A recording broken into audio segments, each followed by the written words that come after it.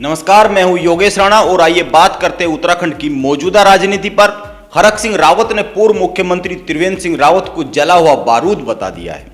हरीश रावत और त्रिवेंद्र सिंह रावत की मुलाकात पर उनका यह बयान आया है। उन्होंने कहा है कि इस्तेमाल किए गए बारूद से धमाके की उम्मीद नहीं रहती है। उन्होंने एक तरह से कह दिया है कि त्रिवेंद्र सिंह रावत अब किसी काम के नहीं बचे हैं। हरक ने त्रिवेंद्र पर यह पहला हमला नहीं बोला है, वो लगातार उन पर हमले बोल रहे हैं। इसीलिए एक सवाल पैदा होता है कि हरक सिंह रावत के त्रिवेंद्र सिंह रावत पर बार बार लगातार हमले क्या इत्तेफाक है, उनके बड़बोलेपन का नतीजा है, या फिर इसके पीछे कोई मकसद है।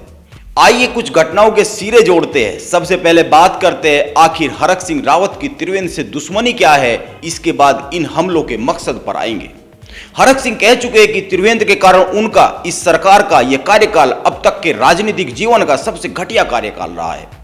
त्रिवेंद्र जब मुख्यमंत्री थे तो उनकी सुनते नहीं थे, वो उनको जरा भी भाव नहीं देते थे, उनके काम नहीं होने देते थे, उनकी विधानसभा क्षेत्र के भी काम अटकाए रखे।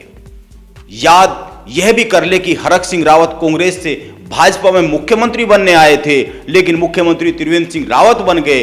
यह बात हरक सिंह ने अपने एक इंटरव्यू में बताई है। उनको इसकी बहुत बड़ी टीस है।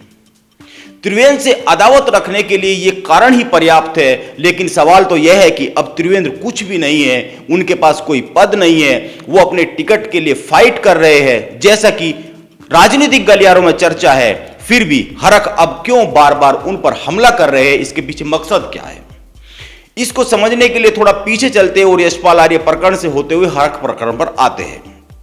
एक इंटरव्यू में प्रदेश भाजपा के अध्यक्ष मदन कौशिक ने एक बात कही है। उन्होंने कहा है कि यशपाल आर्य भाजपा से इसलिए चले गए क्योंकि उनके विधानसभा क्षेत्र में ऐसे समीकरण बन रहे थे जिसके कारण उन्हें हार का डर था।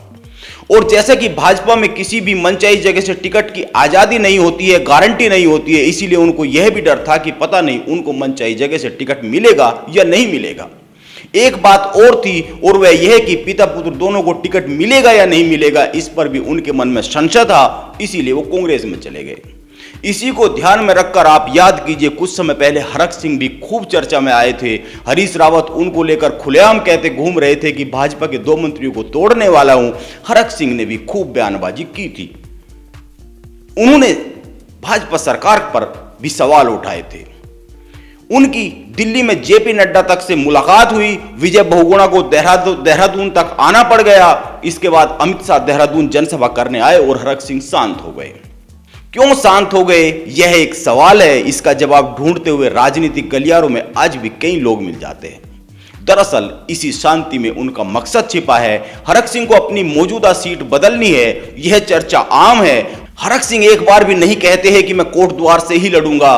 अब जब सीट बदलनी है तो जाहिर सी बात है, ऐसी सीट चाहिए जहां से जीता जा सके, जीतने की गारंटी बने। यशपाल आर्य के साथ भी ऐसा ही मसला था। भाजपा के कई लोग ऑफ द रिकॉर्ड बताते हैं कि यशपाल आर्य ने खुलकर अपनी बात नहीं रखी और उन्होंने कांग्रेस में जाने का मार्ग चुना। लेकिन हरक सिंह ऐसा नहीं सोचते हैं, उन्होंने अपनी बात रखी। इसलिए हरक और अन्य से मुलाकात के बाद विजय बहुगुणा ने कहा, बहुत छोटे छोटे मुद्दे हैं जिनको सुलझा लिया गया है। वो बड़े संतुष्ट होकर दिल्ली गए। हालांकि वो छोटे छोटे मसले क्या है, उन पर कोई बात नहीं की। दरअसल बताया जा रहा है कि हरक ने 2 सीटों पर उंगली रखी है। इनमें से एक सीट डोईवाला है और डोईवाला त्रिवेंद्र सिंह रावत की सीट है, वो वहां से विधायक है। इसीलिए मैंने इस स्टोरी का टाइटल दिया है, हरक का त्रिवेंद्र पर बार बार हमला इत्तेफाक या फिर इसके पीछे कोई मकसद। नमस्कार, कल फिर मिलते हैं।